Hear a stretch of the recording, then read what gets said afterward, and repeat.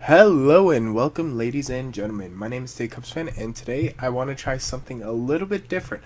I'm going to try what I'd like to call the struggling writer, or something along those terms, to where I want to talk to you about my ideas, about my writing, and what I've written, as I kind of do it, or as I've done it after the fact. I'm not sure exactly how it's going to lay out, but this that you are seeing on screen is an unfinished work of mine called which doesn't have a name yet.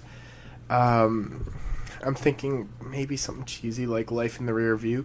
Basically, what it is it's a first person retelling of this man's life.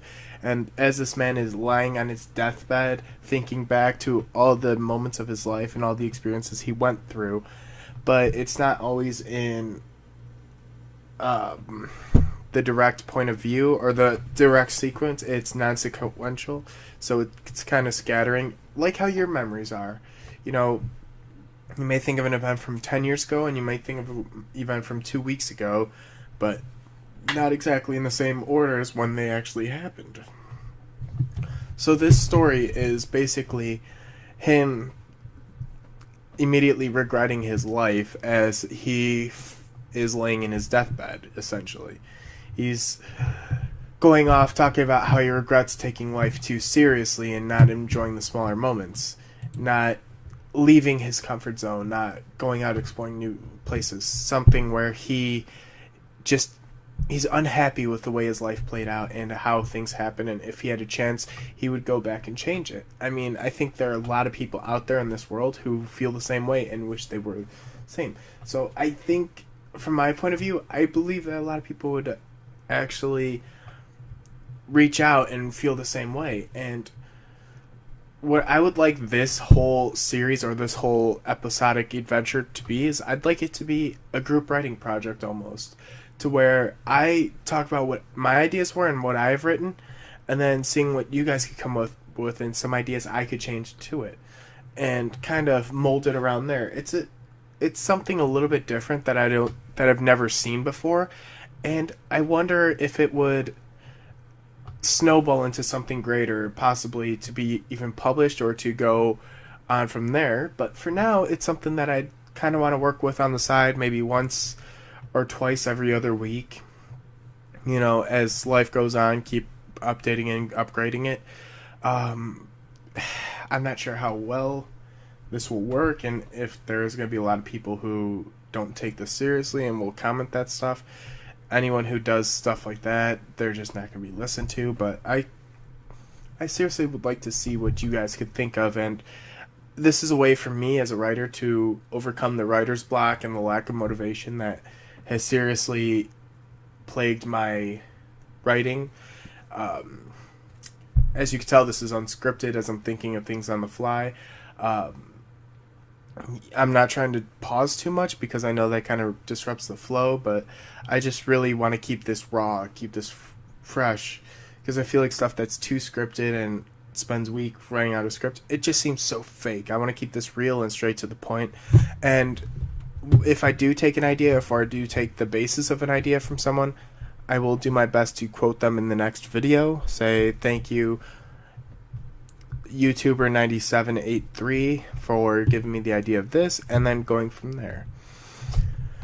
But yes, everything up until this point has been canon and all my original works, and I think I'm going to try to keep these around 10, maybe 12 minutes. So this main episode is just going to be me describing the foundation of this work and then my idea. And please let me know what you think of the idea and if you would actually follow along, and hopefully you could get your friends or their friends involved in this.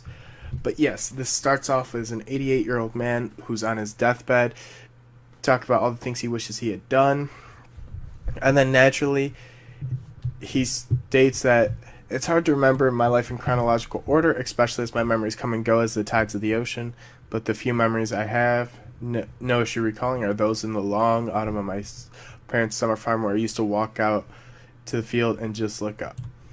So he goes out and basically establishes that one of his best memories and one of the first ones he can recall is going out to his parents, living on his parents' farm, going outside, being able to look up and see the cold autumn night sky, and to see the thousands and thousands of stars and everything that he is able to do from there.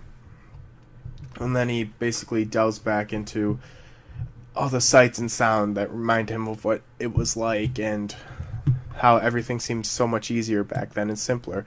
His childhood was a cultivation of living on the farm during the summer, helping his parents out, helping them plant and sow the seeds and then harvest them in the fall, to going away to school in New York when he was younger, and learning from there. And then he's got two divergent paths in his life, one of the home life and one of the school life, and it's kind of interesting for me how they intertwine, because even as the author of this work, I feel like it has a life of its own and it's grown on its own. So I talk about it in almost a third person essential type view, because if I call it I wrote that, I did this, it doesn't work. And I didn't write it, the story wrote itself, I'm just transcribing it. But regardless, his parents owned a family farm about 200 acres in the middle of nowhere. Pretty accurate of like 90% of farms, to be quite honest. Went into detail about life in the farm, waking up, getting dressed, taking care of the animals. Goes briefly into his family history. Goes into his life about how there were only 4 of them. There was him, who still remains unnamed at this moment. I have not named him in any portion of the whole story yet. That is also up for grabs. His mother's name is Dorothy, and his father William. Tried to go with some pretty generic but older names, just so the time period still seems a little hazy. I'm not going to tell you what time period this was written in, but I'd like you to guess what time in history it was and how it relates. There's going to be a few clues sprinkled in, but they're not going to be as obvious as you think, because I like to have the stories go in routes that you don't always expect. This specific memory he's going into after introducing us to his family was about how it was when he was 10 or 11 years old. Since their memories are still a little bit hazy, and because everything kind of drowned into everything at that time for him, there's no specific date, but he remembers the area of which it was in. Some of this I feel like is overworded, but that's also kind of the part I want to go into. I like it like that. I want him to be melodramatic because it is a dramatic tale, and I want to make it sappier. I want to make it extreme, even further on from the truth than it actually is. So, please, I like the criticism about that, but keep it to a minimal, because that's supposed to be a part of this tale. I can hardly remember nowadays, but I know I was hardly cresting into my first decade on this earth when things began to change, and the change came quickly. This is the first real milestone in his life, and it's something that I know is going to set the tone for the rest of the story, and that's exactly what I wanted for this. Charles had been climbing the oak tree outside our house when a gust of wind knocked him off balance, and he fell and broke his arm. We lived too far from a hospital, so Mama set his arm on the kitchen table, while Daddy made a cast out of a few planks of wood and some cloth, which basically is saying that they're really in the middle of nowhere. There's no doctor that they could call to their house, no hospitals within a fairly reasonable range, and shows that they lived on their own a lot of the time. I mean, you had the animals to begin with in the earlier parts of the tale, and now talk about how the father was a craftsman. He was a farmer, naturally, so they really were on their own, and there wasn't a whole lot of them, or a whole lot for them to live off of. From that point forward, seems a little different. I can't remember what happened right after, but I do remember Charles had gotten mighty sick in the weeks following his broken bone. I believe he broke something inside of him, beside the bone, that damaged him even more. Dun dun dun. He began to cough up blood and would fall sick with fevers every few days.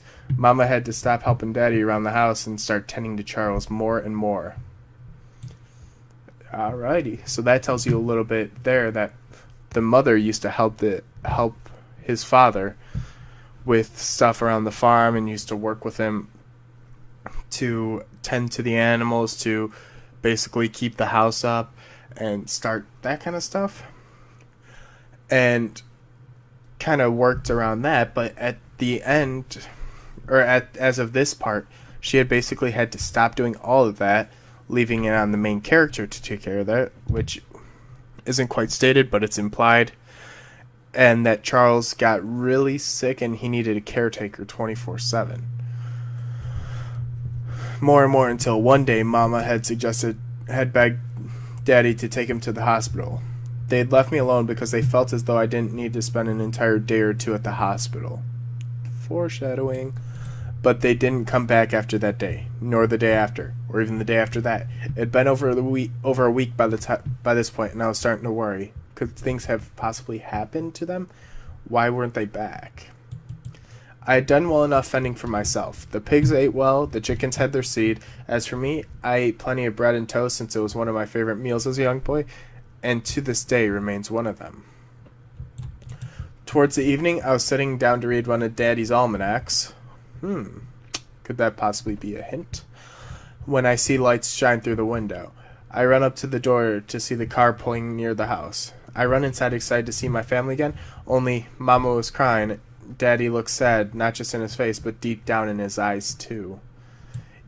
You know, that's something that a whole lot of people don't possibly realize, is that even kids, even though they may not understand what's going on, they can read you like a book. They can understand. They can look at someone who's angry and know, I'm not going to mess with that person. And they can look at someone who's sad and see, oh, I don't know what's wrong, but I feel bad for them. And that kind of depends on the age of the child, how well they react within that situation. But something that was added in here that I personally love, just a small little tidbits there.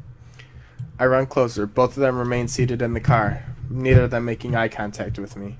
Why are they avoiding him? Why are they not looking at him and remaining in the car as if they don't want to go inside? When they both finally get out the car, I asked, "Where's Charlie, Mama?" And she broke down in tears. I look over to Daddy with big curious eyes. He bends down and tells me, "Son, Charlie was very sick." My heart sank. What could have happened to Charlie? That is where I will leave this today. Let me know what you think of this series and how you would like me to progress. I am nervous to put this kind of content out, as I said earlier, just because I'm unsure how you guys are going to take it. So please leave 100% honest feedback. Let me know what you think of this. And that is page 2 of 15 at the moment. I might do more writing tonight and expand the story, but let me know what you guys think and how I should continue this. Well, and thank you guys for watching, and have a great day. Peace!